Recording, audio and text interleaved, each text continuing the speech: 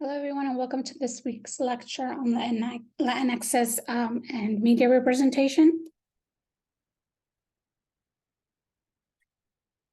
So some of the key points that were made in the chapter on media were how Latinxes go from invisibility in the media to being targeted for commercial purposes.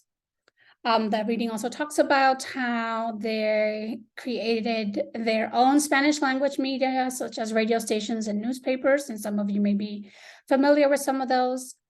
And these serve to address Latinx encounters with injustice, inform the community of rights and services, and serve to uphold language and culture. The reading also talked about the use of print media during the Chicanx and Puerto Rican movements. And these are some examples of some of the things that they talked about, how these organizations during this time period of the 60s and 70s used print media as a way to disseminate information about their various organizations throughout the Southwest. You have to think about during this time period, things like social media didn't exist. So print media, being able to print your own newspapers, your own pamphlets, your own booklets, and so on, your own journals, was a way to disseminate information throughout the Southwest. And so here are two examples. One is the Palante newspaper of the Young Lords Party, and the other is Regeneración, which was a journal that was used by Chicana women to talk about Chicana women's issues and, again, disseminate information throughout the Southwest as they were trying to sort of organize, right, Chicana women throughout this region. In terms of talking about popular culture, the reading talked about how Latinx popular culture includes bottom-up cultural productions and practices, but also can be appropriations of top-down forms of mass culture. It responds to the everyday needs and experiences of working-class Latinxes, but can also be vulnerable to being commodified and appropriated. In the book, Chicano Popular Culture, the first chapter talks about what is popular culture, what do we mean by that, and goes through sort of the different theorists and the different ideas about what popular culture is.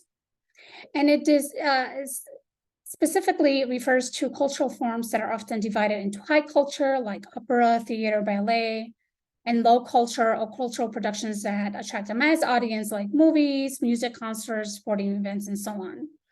And there are two particular views about popular culture. One is that dominant groups impose forms of popular culture onto the masses and use popular cultural media to manipulate the masses. Whereas others argue that the masses have agency, they have some control about how they go about consuming media and cultural forms, and that they themselves develop their own forms of popular culture or their own forms of interpreting popular culture created from above. One of the chapters talks about cinema, Chicano cinema, and how Mexican Americans have been portrayed in Hollywood, and also the ways in which they've developed their own types of films. And so what we will see in the next couple of weeks, reading through this particular textbook, is different types of popular culture forms, like literature, theater, art, and so on. And so this chapter begins focusing with cinema. So in the first section, it discusses Hollywood's portrayal of the Chicano community and sort of the different types of ways in which they have been portrayed and the different types of films that have developed over time. In my discussion of these chapters, I'm not going to go through every single thing that they discuss, but I'm just highlighting some of the key examples. So one of the examples they talked about was the Castilian Caballero films, such as Zorro, emphasizing Spanish background and depicted heroes who put down mestizos, so it sort of emphasized the Spanish background of the Mexican population. Another type of film early on was what became known as greaser movies, which were a form of gangster movie, where the Mexican characters portrayed as crude, shifty, and disloyal. And you also had two other forms of films that began to be developed after the 1930s, the social problem and Good Samaritan films, which addressed social issues affecting Mexican Americans, but were cautious as to what solutions are presented. It wasn't going to present, again, this is Hollywood, right? They weren't going to present, major revolutionary upturning of how the government does things.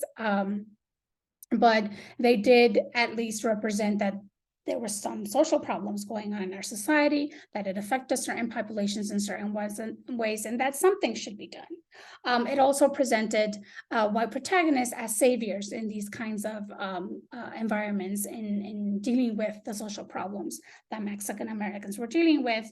The white protagonist becomes the one who sort of sweeps in and saves the day.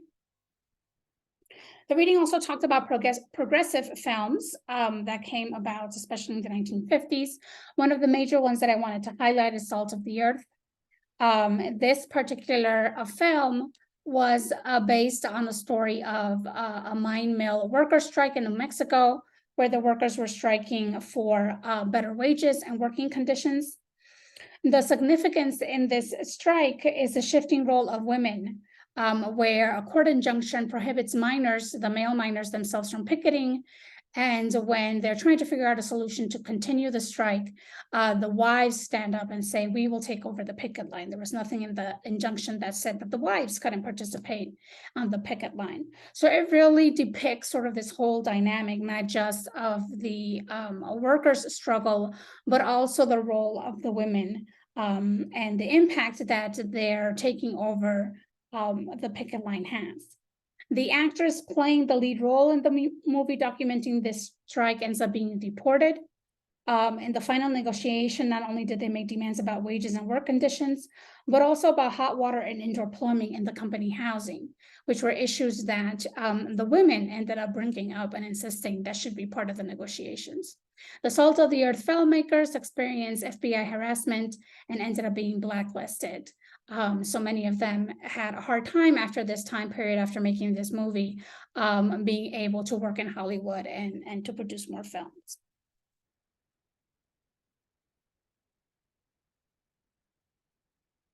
The reading goes on to talk about Chicano cinema and the characteristics that some Chicano scholars have come up with to define Chicano cinema as authentically Chicano.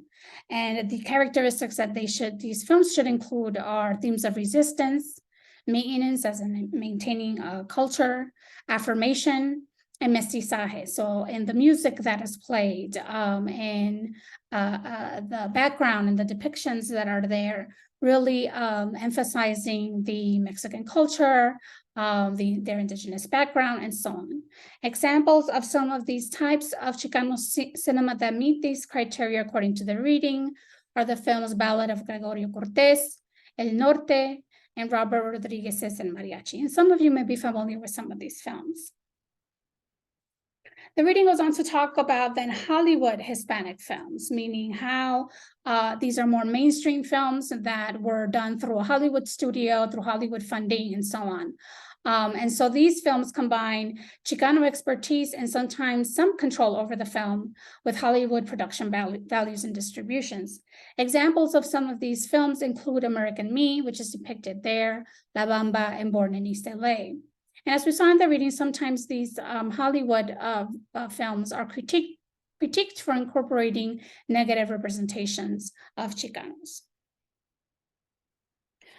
Finally, the chapter talks about more contemporary films where we see some signs of progress and representation in the types of films created by some Chicano and Latinx filmmakers themselves. And the examples the reading talks about that fall into this category include Real Women Have Curves, and documentaries like Walkout, and Robert Rodriguez's Spy Kids series of movies, which is more of a more mainstream type of film. If you've seen any of the Spy Kids films, these are not necessarily marketed as Chicano or Latino films. They're more mainstream films, but when you look at these films as the reading talks about it, a lot of the family is a Chicano family. A lot of the things that are depicted are very much steeped in Mexican American culture and representation. And also many of these films do have our directors, actors, and so on, writers are Chicano or Latinx. So this ends our lecture for this week. I look forward to seeing your discussion posts. Have a wonderful week.